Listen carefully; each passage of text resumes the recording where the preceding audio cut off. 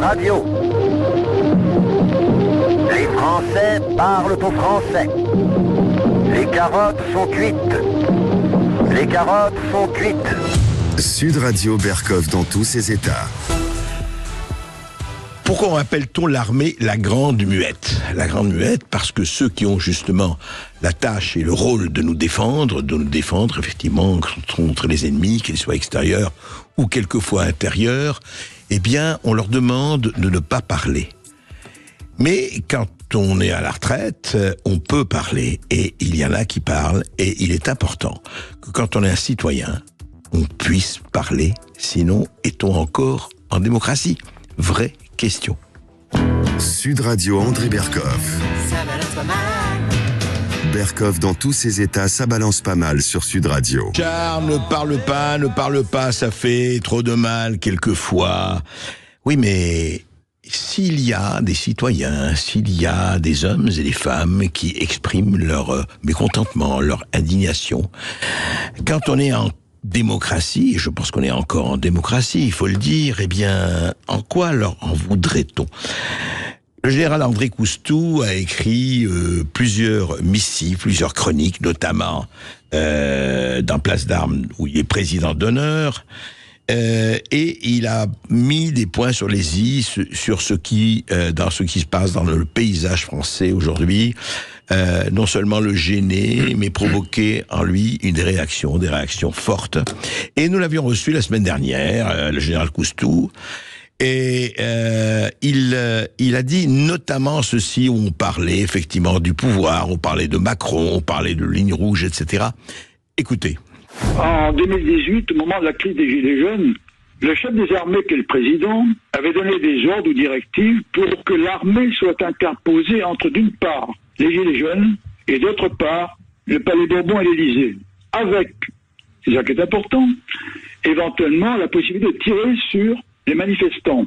Eh bien là, il a été fait savoir au président, sous une forme que j'imagine un peu diplomatique quand même, Oui. que l'armée ne tirait pas. Ce qui veut dire qu'il y a des lignes rouges. Alors, je voudrais, parce que c'est assez grave ce que vous avez dit, général. Vous avez dit éventuellement de tirer et éventuellement de protéger l'Élysée et le Palais Bourbon. Est-ce que vous pouvez éclaircir ? Parce qu'effectivement, ça a fait beaucoup de réactions, positives ou négatives. Mais quand même, est-ce que vous avez de sources sûres cette information que vous donnez là, qui a fait encore une fois beaucoup de réactions, qui a engendré beaucoup de réactions ? Est-ce que vous avez quelque chose à ajouter là-dessus ? Oui, bonjour M. Berkov et les amis de la France. En fait, je n'ai pas dit que le président avait donné l'ordre de tirer, comme ça a été rapporté par ailleurs. Bon. En Algérie, nous n'étions pas en guerre. C'était du maintien de l'ordre. Mais mon père était gendarme et à titre d'officier de police judiciaire, il était en Algérie pour accompagner les unités de l'armée, des armées, parce que le mode d'action pour réprimer les troubles était de cet ordre. Bon, alors maintenant, quand il s'agit de maintenir de l'ordre sur le territoire national, c'est un petit peu différent quand même. On peut distinguer si celui qui est en face est armé ou s'il est pacifique.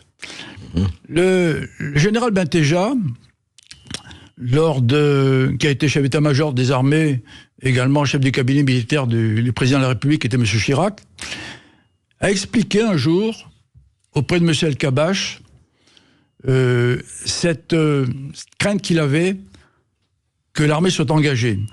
Il avait dit au président Chirac... Soit engagé dans des opérations intérieures, oui, vous voulez dire. C'est ça. Il avait dit au président, avant une réunion de conseil, Monsieur le Président, si vous engagez les armées, je démissionnerai.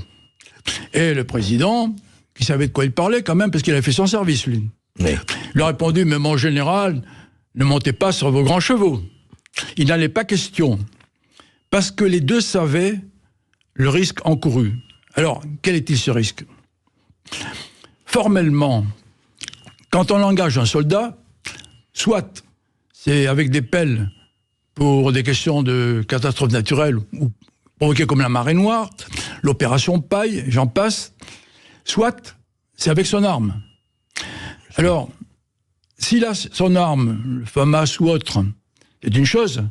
S'il a un lance-pierre, ça n'est une autre. Lors de l'affaire évoquée, que s'est-il passé? L'affaire des Gilets jaunes, donc. Oui. C'est ça, L'armée 2018. a effectivement été interposée. Oui. Or, formellement, le soldat, lorsqu'il est acculé, il n'est pas obligé de se faire harakiri. La légitime défense lui est réglementairement reconnue. C'est-à-dire que la foule, elle est incontrôlable. Je ne veux pas dire que les Gilets jaunes étaient des méchants. On sait très bien qu'ils ont été infiltrés. Il y avait des fauteurs de troubles. Alors, imaginons le cas où un foldingue s'avance vers un soldat jusqu'à ce que celui-ci ne puisse plus faire autrement que se défendre. Il peut user de son arme malgré les directives très strictes concernant le comportement des troupes. C'est-à-dire clairement, à partir du moment où le président interpose l'armée entre les manifestants et quel que soit le lieu à défendre, il y a des risques, c'est ça. Il y a un risque qui doit être assumé. Or, il n'a pas donné l'interdiction de ne pas user les armes, ce qui veut dire clairement qu'il a accepté ce qu'il redoute en premier, c'est-à-dire une bavure. Donc il n'a pas donné l'ordre de tirer, mais il a accepté que cette opportunité se présente. Puisse se présenter, oui, et provoquer évidemment les dégâts que l'on sait. Heureusement, ça n'a pas eu lieu. Mais justement, alors, suite à cela, et vous avez éclairci, en tout cas, vos propos, et c'était, je crois, important de le faire, vous avez reçu des menaces. Gérald Cousteau, vous en avez déjà parlé, on en a parlé au téléphone. Alors, qu'est-ce que vous avez reçu, qu'on sache, voilà, qu'est-ce qui s'est passé? C'est un coup de fil, c'est un mot, c'est un mail, c'est quoi? Je vais vous dire, d'abord, quand j'ai reçu cette menace, je me suis demandé si c'était sérieux ou de l'intimidation. Alors, permettez-moi de lire un confrère, peut-être un concurrent, Campagnol. Allez-y, non, il n'y a pas de problème, il n'y a pas de concurrent. C'est très court. Oui, je vous en prie. Il m'est avis que ce général va éclater une basket sur un chemin de montagne. Ça, c'est après être passé chez vous, M. Berkoff. Il faisait allusion au général Georges Lain. Oui. C'est-à-dire qu'il doute. Personne ne sait si... Oui, il doute. Mais vous savez, toutes les hypothèses sont permises, général. Absolument. Voilà. Absolument. Sauf que on se pose la question. Alors, il n'y a pas longtemps, M. Badinter a été porté au nu au motif qu'il avait obtenu l'abolition de la peine de mort. Mais la peine de mort, entre parenthèses, malgré l'opposition de la majorité des Français. C'est notre problème. Ça. Oui, c'est notre problème. Bon, entre parenthèses, la peine de mort, en fait, n'était pas mise en œuvre souvent. Uniquement dans des cas extrêmes. Tout à fait. De grands criminels. Excusez-moi, général, moi je voudrais revenir que vous le racontiez parce qu'on ne sait pas. J'arrive. Oui. Si vous êtes arrivé, qu'est-ce qu'on vous a intimidé, provoqué, etc. Allez-y. J'arrive quand même, c'est important. Ouais. Parce que, et c'est pas sans rapport, il était sous la présidence de M. Mitterrand. Ouais. On se souvient de messieurs Bérégovoy et de Grossouvre, suicidés, l'un avec deux balles dans la nuque.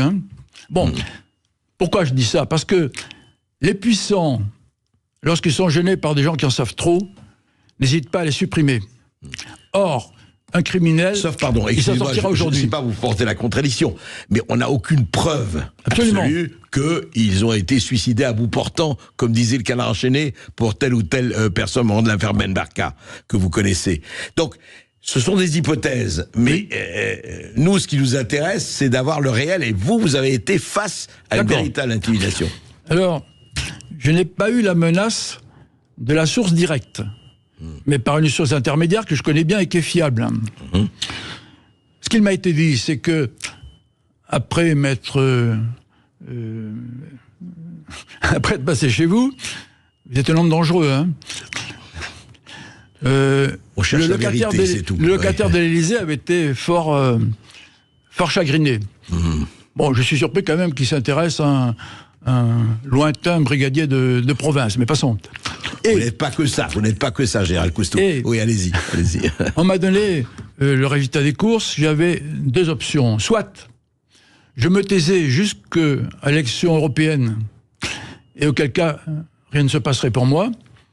Je ne vois pas pourquoi cette date, mais c'est comme ça. Soit je continuais de parler, Et à ce moment-là, je peux avoir une Crise cardiaque. crise cardiaque. On vous l'a dit comme ça. On vous l'a Absolument. formulé comme ça. Alors, Il peut vous arriver une crise cardiaque. voilà. C'est ça. Alors, n'écoutant que mon courage, je suis allé voir un médecin, ou plutôt, et puis j'ai un certificat médical en bonne et due forme, avec un électrocardiogramme qui est plus régulier que le vôtre, là-bas sur Sud Radio. Ouais. Le mien est très irrégulier. Donc, je suis en parfaite santé, physique, morale, psychologique, et je n'ai aucune intention suicidaire. Bon, ça veut dire que finalement, je C'est dit. remercie Ouais. ces gens qui m'ont menacé. Ils m'ont permis de conforter mon avis sur ma propre santé. Alors, un mot pour terminer. J'ai fait un métier, en entrant à Saint-Cyr, par lequel je savais que je pouvais laisser ma vie. Je suis toujours là. La peine de mort est abolie. Qu'est-ce que je risque? En fait, aujourd'hui, je continue de servir la France, non pas avec des armes, d'une autre manière. Alors, si mon jour est venu, ben, on l'assumera. Je vais avoir bientôt 79 ans. Bon, on va pas se plaindre. Je ne cherche pas à hâter l'échéance. Bien sûr. Ben, Voilà, donc ça ne j'espère. m'intimide absolument pas.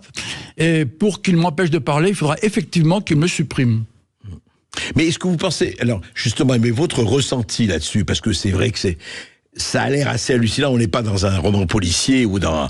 Qu'est-ce qui fait que vous avez tellement gêné en disant ce que vous avez dit? Vous avez dit, à votre avis, hein, qu'est-ce qui fait que vous, justement, qu'est-ce qui fait que ça gêne à ce point? Et est-ce que vous pensez que, vous avez dit, c'est quelqu'un de fiable qui vous a transmis cette menace, faut bien dire, c'est une véritable menace. Et à votre avis, pourquoi? Je vois deux raisons. D'abord, je suis un récidiviste. J'avais signé la lettre ouverte contre le pacte de Marrakech avec menace de sanctions. J'ai signé, j'ai fait partie de la charrette des 6 généraux présumés coupables en 2021. Bon, De la lettre des généraux, la fameuse lettre des généraux, c'est ça, oui. Disons qu'avec l'âge, je viens de moins en moins docile. Et puis, quand j'étais chez vous, j'ai dit qu'un militaire devait toujours se demander quelle était la menace et quel était le danger. Et j'ai désigné le président. Pourquoi?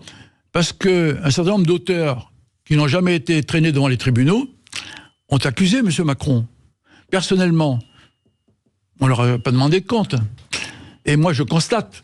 Parce que lors de la lettre d'il y a 2 ans, 3 ans maintenant, nous avions simplement alerté le pouvoir, le gouvernant, sur le fait que la France se délitait. Et on leur demandait, en toute simplicité, de faire en sorte que ça cesse. Quoi de changé depuis? Rien? Non, ça a empiré. Je ne peux pas accepter, moi, de voir détruire la France par celui qui, normalement, devrait se charger de la préserver, de la protéger, en particulier de protéger le peuple. Voilà, alors évidemment, ça ne peut pas plaire, parce que ça ne va pas dans le sens de l'histoire. Général André Coustou, merci. Merci de vos éclaircissements. Je crois que c'était important, effectivement, de le dire. Et puis, comme vous dites, on a le choix soit de se soumettre, soit de passer outre. Vous êtes passé outre. Voilà. Merci. Je vous remercie. Merci Général André Coustou d'avoir été avec nous. Je vous rappelle que vous êtes président d'honneur de Place d'Armes. On va se retrouver dans un instant sur Sud Radio pour les Pères, les U et les Bravos d'André Berkoff. Et puis vous aurez la parole évidemment 0826 300 300. À tout de suite sur Sud Radio. Sud Radio Berkoff dans tous ses états, midi 14h. André Berkoff.